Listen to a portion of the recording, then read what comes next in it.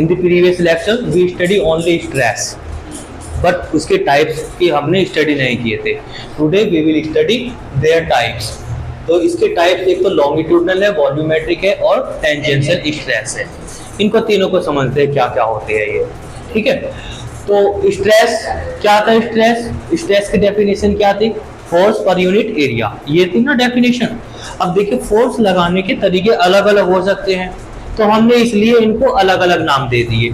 जैसे एक वायर है आपके पास और उस वायर के क्रॉस सेक्शन एरिया पे फोर्स आपने नीचे की तरफ लगाया परपेंडिकुलर, ये सामने क्रॉस सेक्शन है और इस पे आपने वेट अप्लाई किया, नीचे की तरफ है फोर्स और एरिया कैसे? ऐसे, ठीक है। तो ये दोनों के बीच में कितना एंगल बनेगा? 90। और ये 90 एंगल से इस वायर को क्या करेगा? लेंथ के जिस तरफ लेंथ होगी उसी अनुदिश, उसी डायरेक्शन में तार को खींच देगा, ये वायर को खींच देगा। तो वायर के केस में अगर हम क्रॉस सेक्शन एरिया पर फोर्स अप्लाई करते हैं तो उस फोर्स को हम क्या बोलेंगे? लॉन्गिट्यूडनल स्ट्रेस बोलेंगे, ठीक है। यहाँ पे एक फिगर की हेल्प से समझते हैं। जैसे मान लीजिए हमारे पास एक वायर है, ये वायर है हमारे पास, ठीक, और इसका क्रॉस सेक्शन एरिया ये है। यहाँ पर हमने F फोर्स अप्लाई किया, F ये फोर्स अप्लाई किया किस पे? इस एरिया पर, ये। तो हम देखते हैं कि इसका ना ये नीचे की तरफ आ जाएगा तार, लेंथ इसकी बढ़ जाएगी, कुछ ना कुछ इंक्रीमेंट हो जाएगा। तब इस कंडीशन में जो आपका स्ट्रेस होगा उस स्ट्रेस को हम लॉन्गिट्यूडनल स्ट्रेस के नाम से जाना करेंगे, उसको हम लॉन्गिट्यूडनल स्ट्रेस कहेंगे। अब ये वाला देखिए वॉल्यूमेट्रिक स्ट्रेस, यानी कि ये वॉल्यूम पे वर्क करेगा, वॉल्यूम चेंज हो जाएगा।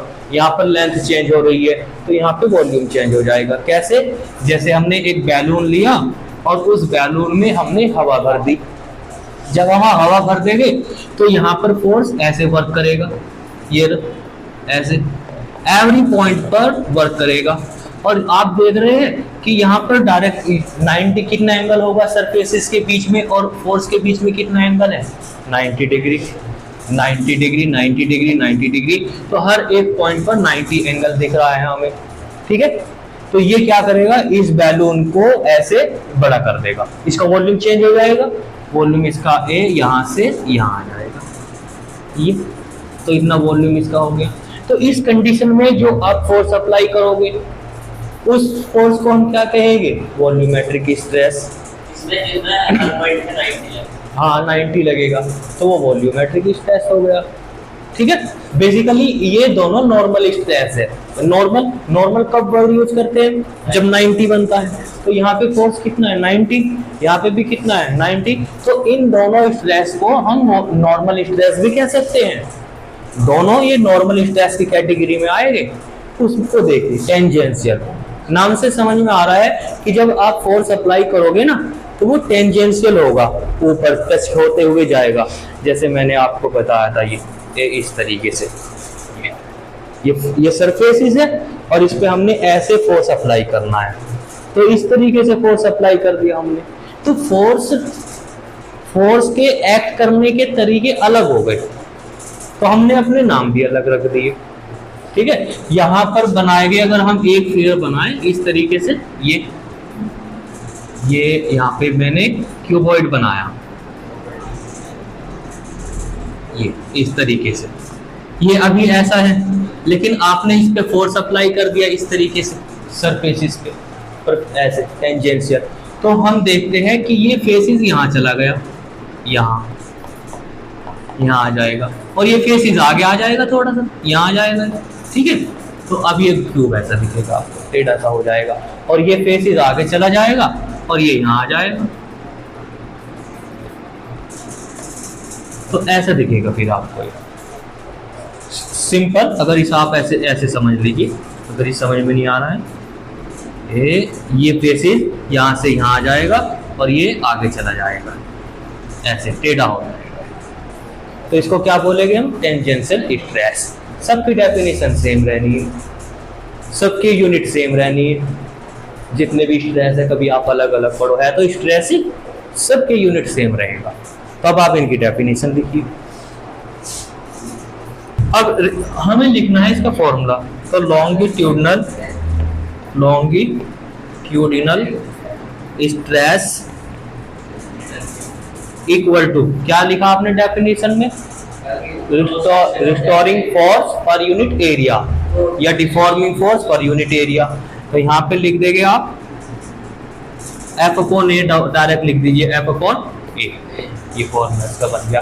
ए मींस क्या है, कहाँ का एरिया, यहाँ का एरिया। अगर मान लीजिए आपने इस वायर पे फोर्स अप्लाई किया है, तब इस फॉर्मूले को ए के प्लेस पर पाई आर स्क्वायर लिखा जा सकता है। हेयर आर इज रेडियस, ये सामने आपको सर्किल दिखाई देगा। और मान लीजिए आपने यहाँ पे फोर्स ना लगा करके कुछ मास लटका दिया है, तो फिर वेट हो जाएगा वो mg। तो f की वैल्यू कितनी आ जाएगी, और f के प्लेस पे लिख सकते हैं आप mg। तो जैसे भी कंडीशन दी रहेगी, मान लीजिए वो कह देगा भाई हमने एक वायर पर 5 kg मास लगा दिया है, तो फोर्स कितना हो जाएगा 5 × g। कभी आप वहाँ पे फोर्स की वैल्यू ढूंढते फिरो, तो फोर्स तो दिया ही ना, और हमने लॉन्गिट्यूडनल स्ट्रेस में F पढ़ा है, तो इससे भी फोर्स है, ये फोर्स ही है। ठीक है, इस फॉर्मूले को लिख लो आप। इस वाले स्ट्रेस की बात करते हैं। ये वाला स्ट्रेस में क्या है, वॉल्यूम स्ट्रेस, यानी कि फोर्स कहाँ लगेगा, वॉल्यूम पे वर्क करेगा और वो वॉल्यूम चेंज कर देगा। तो यहाँ पे डेफिनेशन में क्या आ जाएगा, F अपॉन नहीं, एरिया आएगा सिर्फ, वो वॉल्यूम पे तो वर्क करेगा, लेकिन यहाँ वॉल्यूम मत ले लेना, कभी आप वॉल्यूम ले लिया यहाँ पे। सेम यही डेफिनेशन रहेगी इसकी, लिखिए डेफिनेशन में एक वर्ड ऐड कर लेना।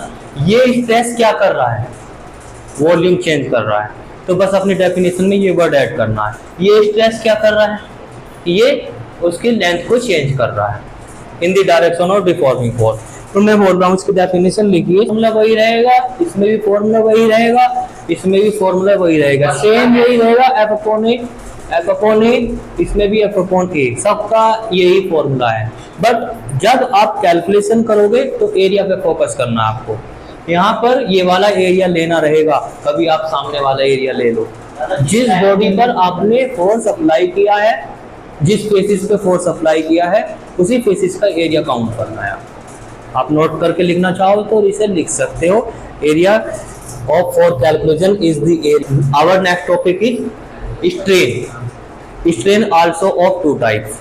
बेसिकली स्ट्रेन क्या है, स्ट्रेन को अगर हम अपने डेली लाइफ में वर्ड यूज करेंगे, स्ट्रेन का मतलब है जैसे किसी की गर्दन में दर्द हुआ या टेढ़ी हो गई तो उसकी गर्दन ऐसी की ऐसी रह जाती है, तो हम कहते हैं स्ट्रेन आ गया। जैसे ये ऐसी कर दी, कॉन्फ़िगरेशन चेंज हुआ तो इसमें स्ट्रेन आ जाता है, इसको कहते हैं स्ट्रेन, यानी कॉन्फ़िगरेशन चेंज हो जाना। कॉन्फ़िगरेशन चेंज होना कहलाता है। स्ट्रेस अलग है, स्ट्रेस फोर्स होता है, स्ट्रेस फोर्स है, स्ट्रेन है कॉन्फ़िगरेशन में चेंज हो जाना। जैसे कभी कभी गर्दन में दर्द हो जाता है, वो ऐसे की ऐसी रह जाती है, तो उसकी गर्दन टेढ़ी हो गई, तो यही तो स्ट्रेन है। स्ट्रेन आ गया भाई, डॉक्टर से जाकर कहते हैं स्ट्रेन हो गया, मोच आ गई, वो कॉन्फ़िगरेशन चेंज हो जाता है। तो जब इधर सुनने बात में लिखिए, स्ट्रेन सुनने क्या है, विकृति, विकृति हिंदी में बोलते हैं विकृति। आकृति, आकृति का उल्टा विकृति। आकृति है, अभी कुछ इसकी आकृति है, मैंने इस पे फोर्स अप्लाई किया, स्ट्रेस अप्लाई किया, ये विकृत हो गई, शेप चेंज हो गई, तब हम वर्ड यूज करेंगे विकृत। ये विकृत हो गया, स्ट्रेन आ गया इसमें। ठीक है, अब क्योंकि हम स्ट्रेस 3 तरह से अप्लाई कर सकते हैं, तो फिर स्ट्रेन भी कितने आने चाहिए, 3 आने चाहिए। एक स्ट्रेस तो ये रहा, तो इसका साइज चेंज हो जाएगा, लंबी हो जाएगी, तब इस वाले स्ट्रेन को क्या बोलेंगे हम, लॉन्गिट्यूडनल स्ट्रेन। तो स्ट्रेन कब बोलेंगे, जब वो ऐसे कैसे रह जाए, तो जैसे कैसे नहीं रह जाने की, चेंज नहीं हो जाएगा। क्यों आ जाएगा ये वापस, यहाँ पे रुकेगा आके, अगर फोर्स हटा दिया, स्ट्रेस हटा दिया, हाँ फिर वहीं चला जाएगा।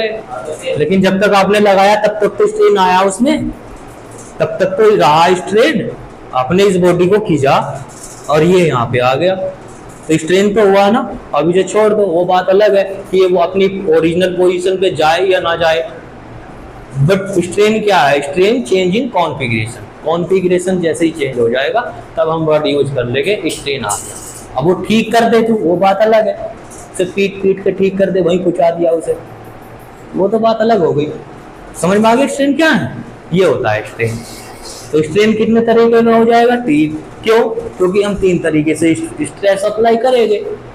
ये number 1 longitudinal strain, number 2 volumetric strain, इसमें वॉल्यूम चेंज हो जाएगा, वॉल्यूम इंक्रीज हो जाएगा। ये टेंजेंशियल स्ट्रेन,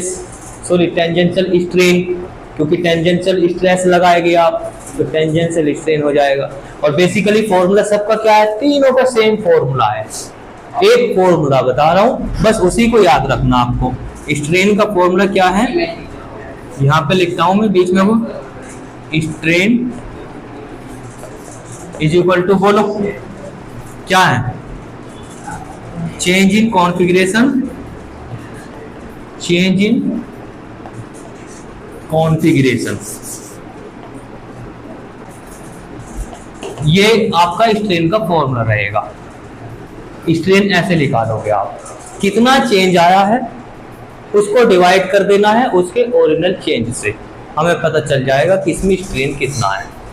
जैसे अगर इस स्ट्रेन की बात करें, इस वाले स्ट्रेन की अगर हम बात करें तो इसमें कितना चेंज आया है? मान लीजिए इसकी लेंथ पहले ये थी L, कैपिटल L लिख लेते हैं इसे, और जैसे हमने इस पे डिफॉर्मिंग फोर्स अप्लाई किया और इसकी लेंथ हो जाती है बच्चों डेल्टा L। बहुत से राइटर इसे X भी लिख लेते हैं, NCERT में पता नहीं क्या लिखा, X है शायद, और L भी लिख लेंगे इसे स्मॉल l। तो आप उस बात पे मत जाओ, हमने नोटेशन दे दिया लेंथ के लिए कैपिटल L और चेंज इन लेंथ के लिए दे दिया डेल्टा L। तो अब क्या हो जाएगा इसके लिए? लॉन्गिट्यूडनल स्ट्रेन क्या हो जाएगा बताओ? फॉर्मूला क्या आपका? Change in configuration. कितना कॉन्फ़िगरेशन आया है? Delta L। ओरिजिनल लेंथ कितनी है इसकी? L। ये फॉर्मूला हो जाएगा इसका, ठीक है। ऐसे ही इधर आ जाओ, इसके लिए फॉर्मूला बनाओ, क्या बनेगा? पहले इसका वॉल्यूम था V, आपने इसमें हवा भरी, हवा भरने से इसका वॉल्यूम ये बढ़ गया, इतना वॉल्यूम एक्स्ट्रा आ गया इसमें, ठीक है। तो ये कितना वॉल्यूम होगा? सपोज लेट से डेल्टा V इतना होगा, तो इसमें कितना लिखेंगे हम? चेंज इन कॉन्फ़िगरेशन कितना है? डेल्टा V, और ओरिजिनल कितना था इसका? ठीक, ये रहेगा। बात आती है इसको कैसे निकाला जाएगा, इसको कैसे निकालेंगे टेंजेंशियल स्ट्रेन को? तो इसको हम निकालते हैं बच्चों थीटा से। थीटा से चेक करते हैं कि हमारा जो फलक था, फेसिस था, वो एक्चुअल में कितना डिस्प्लेस हो गया। तो मान लीजिए यहाँ पे ये फेसिस था, ये यहाँ पे था पहले और यहाँ आ गया है, तो ये लेंथ कुछ ना कुछ डिस्प्लेस हुई, यहाँ से यहाँ गया है, ये कॉर्नर यहाँ से यहाँ चला गया। तो इस डिस्प्लेसमेंट को मैं कह रहा हूँ डेल्टा एक्स मान लेते हैं। और ये जो लेंथ है पूरी एक्चुअल में ये कितनी है आपकी? एक्स है। आप इसे डेल्टा एल या एल भी लिख सकते हैं, ठीक है, उससे कोई फर्क नहीं पड़ेगा। टेंजेंशियल स्ट्रेन को जब हम डिफाइन करेंगे तो हम थीटा बताएंगे कि जितना एंगल बनेगा, जितना भी एंगल बनेगा वही हमारा टेंजेंशियल स्ट्रेन होगा। तो इसको कैलकुलेट करने का तरीका थोड़ा अलग है, बाकी इनका करने का अलग है। तो थीटा से इसे करते हैं, थीटा से करते हैं। देखो भाई इसको कैसे कैलकुलेट करेंगे, यहाँ पर हम थीटा से कैलकुलेट करेंगे इसे, और थीटा इज इक्वल टू होता है आर्क अपॉन रेडियस। तो इसे ना ऊपर जो सामने है इसे छोटी सी आर्क मानेंगे, ये ऐसे हल्की सी छोटी सी आर्क, तो ऊपर हो गई आर्क और ये रेडियस मानेंगे, ऐसा मान सकते हैं हम। अगर theta is very small, theta very small है तो ये रेडियस मान सकते हैं हम, और इसे आर्क मान सकते हैं। तो theta is equal to arc upon radius, and how much radius? ये भी वही है एक्चुअल, ठीक है। तो इन दोनों से आपको थीटा मिलता है, थीटा की वैल्यू कैलकुलेट कर लीजिए तो हमें टेंजेंशियल स्ट्रेन मिल जाएगा। सबकी डेफिनेशन बिल्कुल सेम रहेगी, ये रही एक definition, change in configuration upon original configuration. बस यहाँ पर जब हम इसको स्टडी करेंगे क्या लिख देंगे? Change in length upon original length, change in volume upon original volume. यहाँ पर क्या वर्ड यूज करेंगे? It is defined as the angle between the two surfaces. कौन सी सरफेसेस है? जो एक ओरिजिनल सरफेसेस थी और दूसरी जो डिस्प्लेस हो गई, उन दोनों के बीच में जो एंगल बनेगा वही हमारा शेयर स्ट्रेस कहलाएगा। ठीक है, हाँ इनकी डेफिनेशन लिख लेते हैं, अब लिखो सब।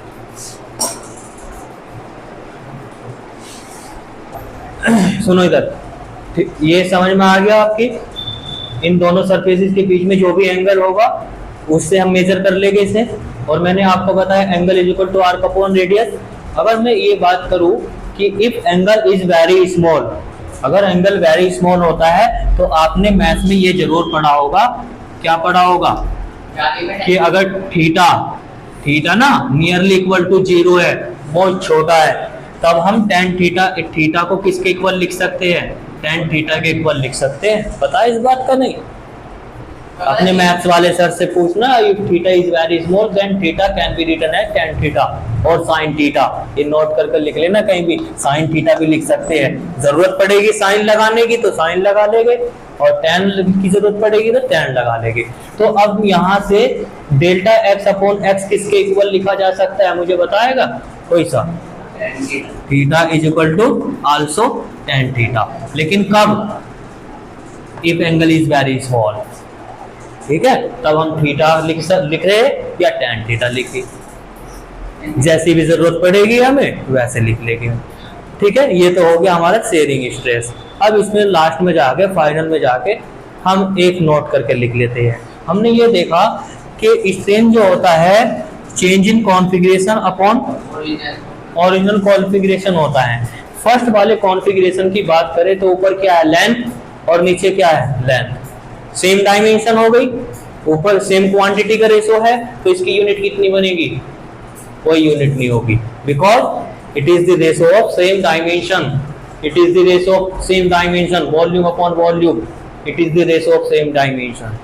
That means strain is the dimensionless quantity, no unit no dimension. तो लास्ट में जाके यहाँ पे नोट करके लिख लेंगे, क्या लिखोगे आप? Because strain is the ratio of same physical quantity, therefore it has no unit no dimension.